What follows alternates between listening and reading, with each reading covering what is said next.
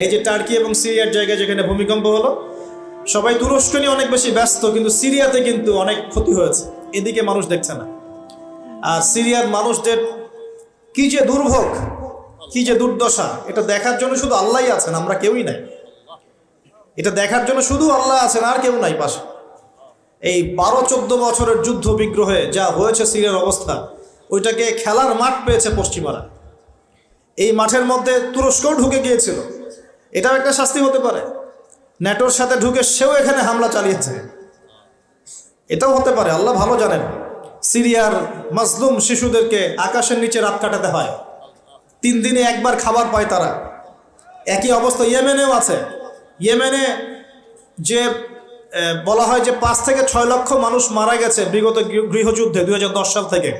আর সেখানে যতজন মানুষ মারা গেছে তার মধ্যে 60% হচ্ছে বাচ্চা। তো এই বাচ্চাদের কি দোষ ছিল?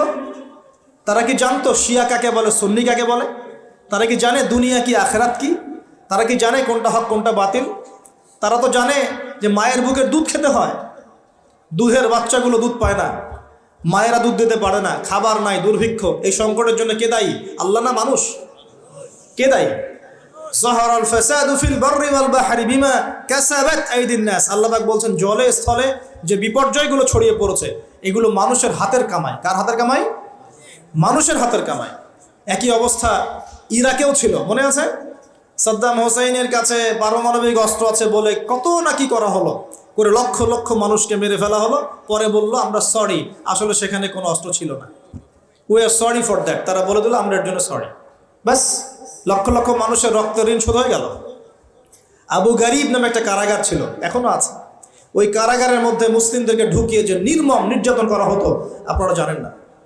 পাকিস্তানের একজন ডক্টর মহিলা, ওই যে উনি নিউরো মেডিসিন ডক্টর আফিয়া, উনাকে মনে হয় 10 থেকে 12 বছর ধরে ওখানে নির্যাতন করা হয়েছে। আপনার বোনকে যদি একবার কেউ খারাপ নজরে তাকায়, আপনার কেমন মনে হয়? আপনার মায়ের দিকে যদি কেউ একবার খারাপ নজরে তাকায়, একটা খারাপ মন্তব্য করে, আপনার কি মনে হয়?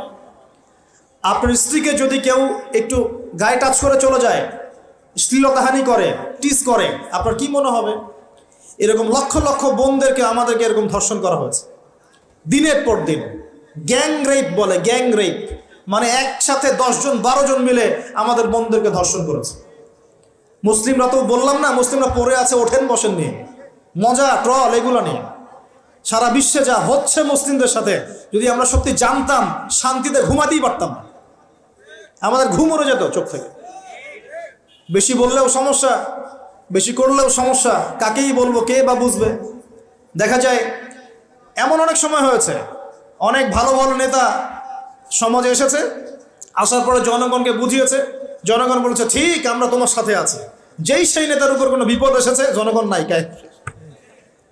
কাকে নিয়ে কি করবেন আপনি? আর কার সামনেই বা কি বলবো? আমাদের প্রত্যেকটা জেলা বলেন, থানা বলেন, দেশ বলেন, আনাচে কানাচে নিবেদিত প্রাণ মুসলিম ভাই তৈরি করতে হবে, যারা কাজের মানুষ, ঝোঁকে চলে না, আবেগে চলে না, ইস্যু পাগল না, আবেগে চলে না, কাজের অ্যাক্টিভ কিছু মানুষ দরকার, যারা শিক্ষিত, এডুকেটেড, যারা পরিস্থিতি বোঝে, যারা হিকমা বোঝে, যারা নিবেদিত প্রাণ, যারা অর্থ কোরবানি করার মানসিকতা রাখে, শিক্ষা প্রতিষ্ঠান গড়ে তোলে, সোশ্যাল ওয়ার্ক করে, একটা জনসংযোগ যারা গঠন করতে পারে, এমন কিছু মানুষ আর নেতা আল্লাহ আমাদেরকে দান করুন বলে আমি।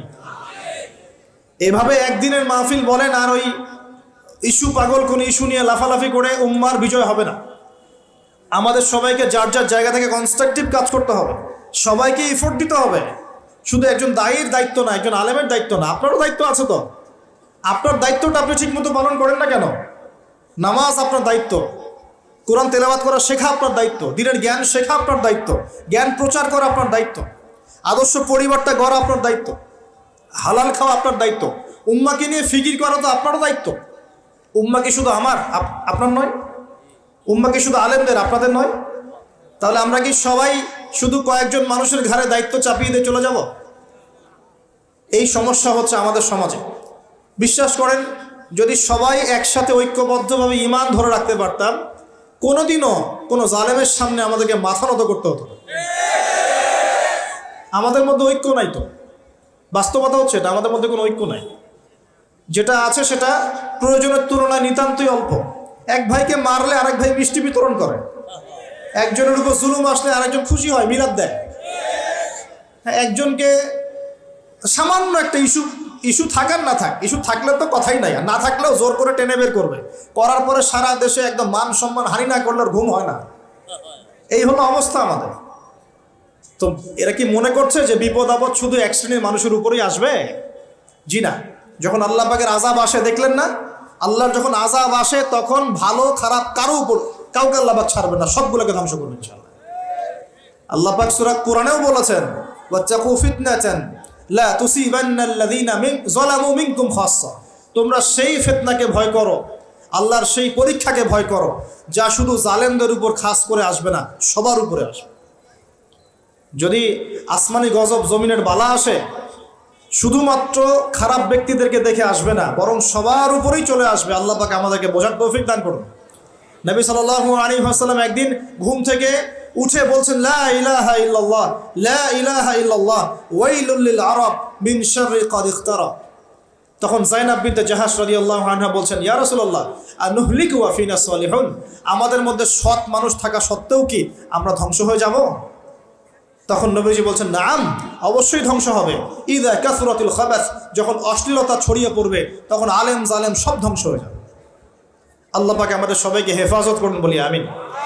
সামাজিক প্রতিরোধ গড়ে তোলেন, অন্যায়ের বিরুদ্ধে প্রতিবাদ করা শিখেন, সৎ কাজে আদেশ করেন, অন্যায় কাজে নিষেধ করেন, নিজের ব্যক্তিত্ব বজায় রাখেন, ইসলামকে হাসি ঠাট্টার পাত্র বানাবেন না, যার যার দায়িত্ব তার তার জায়গা থেকে পালন করেন। আপোষের মধ্যে অনেক রকম মতভেদ থাকতে পারে, সমস্ত মতভেদ ভুলেও আমরা এক জাতি ইনশাআল্লাহ। সমস্ত মতভেদ ভুলে আমরা এক জাতি ইনশাআল্লাহ। মনে করেন আমি সঠিক বিষয়ের উপর ছিলাম, সঠিক বিষয় থাকার পরেও মানুষ আমাকে খুব গালিগালাজ করলো, তারপরেও যারা আমাকে গালিগালাজ করেছে উম্মার ঐক্যের স্বার্থে তাদের সাথে বসতেও রাজি আছে ইনশাআল্লাহ। এরকম মানসিকতা থাকতে হবে। উম্মার ঐক্যের স্বার্থে, উম্মার কল্যাণের স্বার্থে যে আপনাকে থাপ্পড় দিয়েছে ওর সাথেও চলতে হবে আপনাকে, কারণ উম্মা সবচেয়ে বড় বিষয়, আমার ব্যক্তির স্বার্থ বড় বিষয় না। কখনো কখনো বৃহত্তর স্বার্থে ক্ষুদ্রতর স্বার্থ বিসর্জন দিতে হয়। প্রিয় ভাইরা, এটা দাজ্জালীয় একটা সভ্যতার যুগ চলছে এখন। তাকে মানুষ বলবে আল মাহদি, এটা তার টাইটেল। মাহদি তার নাম নয়, তার নাম হচ্ছে মুহাম্মদ। তার বাবার নাম হবে আব্দুল্লাহ, তার মায়ের নাম হবে আমিনা, ঠিক নবী সাল্লাল্লাহু আলাইহি ওয়াসাল্লামের মতোই। এবং তিনি মুহাম্মদ সাল্লাল্লাহু আলাইহি ওয়াসাল্লামের বংশধরদের মধ্যেই হবেন। মাহদি চট্টগ্রাম থেকে বের হবে না, মাহদি বুয়েট থেকে বের হবে না, বাংলাদেশ থেকেও তো দু চারটা মাহদি অলরেডি বের হয়ে গেছে, বের হয় নাই? আর মাহদি আরবি ভাষায় কথা বলবে। কি ভাষায় কথা বলবে? পাঞ্জাবি ভাষায় কথা বলবে না। আমাদের পাঞ্জাব থেকে একটা মাহাদি বের হয়েছিল ইংরেজদের সময়, ব্রিটিশ আমলে। সে বলেছে আমি মাহাদি, আমি ঈসা, নাউজুবিল্লাহ। পরে দাবি করেছে সেই নবী। আর বাংলার মাটিতে এদের দাওয়াত এখন খুব জোরে জোরে চলছে। নাম দিয়েছে আহমেদিয়া মুসলিম জামাআত, নাম শুনেছেন নাকি? তাদের এই নেতা দাবি করেছিল সে মাহদি, সেই ঈসা, নাউজুবিল্লাহ। তো মাহদি আরবি ভাষায় কথা বলবে ভাই, আর মাহদি হবেন আরব মায়ের সন্তান, পাঞ্জাবি মায়ের সন্তান না। পাঞ্জাবি ভাষায় কথা বলবে না, বাংলা ভাষায় কথা বলবে না। তিনি মদিনা থেকে আসবেন। কোত্থেকে?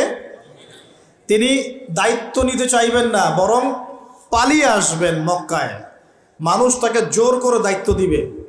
আপনারা যারা হজ করেছেন, কাবা ঘরের এই যে তাওয়াফ তো করেছেন মাশাআল্লাহ, তাওয়াফ এবং এই যে আপনার মাকামে ইব্রাহিম, এর মাঝখানে ইমাম মাহদিকে তারা পেয়ে যাবে এবং সেখানে তার হাতে বায়াত নেওয়া হবে এবং তিনি মুসলিমদেরকে ঐক্যবদ্ধ করে এই জুলুমের এগেনস্টে যুদ্ধ করবেন ইনশাআল্লাহ।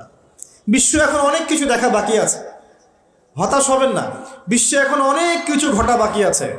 মহামারী হয়েছে, জালজালা হবে, হ্যাঁ, আল্লাহ পাকের আযাব গজবগুলো আসবে, নৈতিকতার অবক্ষয় হবে, জুলুম বাড়বে, ঘরে ঘরে ফিতনা ছড়িয়ে পড়বে। এর মধ্যেও আসহাবুল কাহফের মতো কিছু মানুষ ঈমানও ধরে রাখবে ইনশাআল্লাহ। আল্লাহ পাক যাদেরকে দিয়ে কাজ নিবেন, আল্লাহ পাক তাদেরকে তৈরি করবেন। নতুন প্রজন্ম আল্লাহ পাক নিয়ে আসবেন। কোরআনকে কেউ মিটিয়ে ফেলতে পারবে না, সুন্নতকে কেউ মিটিয়ে ফেলতে পারবে না। এটা পৃথিবীতে থাকবেই ইনশাআল্লাহ। প্রত্যেক দেশে দেশে, জেলায়, থানায়, প্রত্যেকটা জায়গায় আল্লাহ ভীরু কিছু মানুষ থাকবে ইনশাআল্লাহ। আল্লাহ পাক তাদের অন্তরের মধ্যে গায়েবী একটা মিল বন্ধন দিয়ে দিবে ইনশাআল্লাহ। এভাবে চলতে থাকবে সময়। যখন ইমামুল মাহদি আসবেন তখন বিশ্বে যুদ্ধ বিগ্রহ চলতে থাকবে, অনেক ব্যাপক যুদ্ধ চলতে থাকবে। তখন ইমামুল মাহদি মুসলিমদেরকে নিয়ে এই যে জালেম শক্তির বিরুদ্ধে যুদ্ধ করে ওই জায়গা স্বাধীন করবে ইনশাআল্লাহ তাআলা। কিন্তু তারপরেও দাজ্জালকে হত্যা করা যাবে না। দাজ্জাল খুবই শক্তিশালী হবে এবং তার অনুসারীরা হবে প্রচণ্ড শক্তিশালী। তখন আল্লাহ রাব্বুল আলামিন এই মিথ্যা মাসিহকে মেরে ফেলার জন্যে আল্লাহ পাক আসমান থেকে সত্য মাসিহ ঈসা আলাইহিস সালামকে আবার পাঠাবেন। বলেন সুবহানাল্লাহ।